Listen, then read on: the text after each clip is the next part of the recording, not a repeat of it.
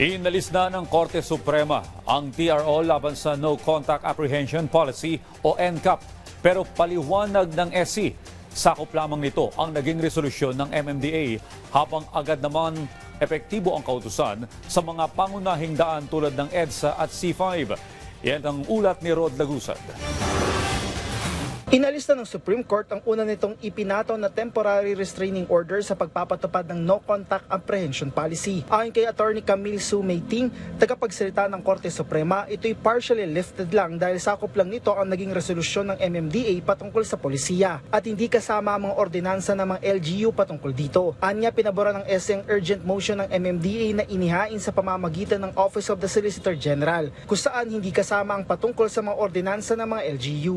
Implemented by the MMDA in major thoroughfares kasi yung MMDA resolution only refers to major thoroughfares, especially C5 and EDSA. Anya, ang pag-alis ng TRO ay agad ng epektibo. Ayon kay Ting, hindi pa kasama dito ang patungkol sa mga multa oras na lumabag sa NCAP. So it will not apply to the places that are covered by the LGU ordinances, such as the local streets of the cities. Anya, sa naging mosyon ng MMDA, nabanggit dito na magkakaroon ng rehabilitasyon sa EDSA at inaasahan na magkakaroon ng mabigat na daloy ng trapiko. Una nang ipinataw ang TRO noong August 2022.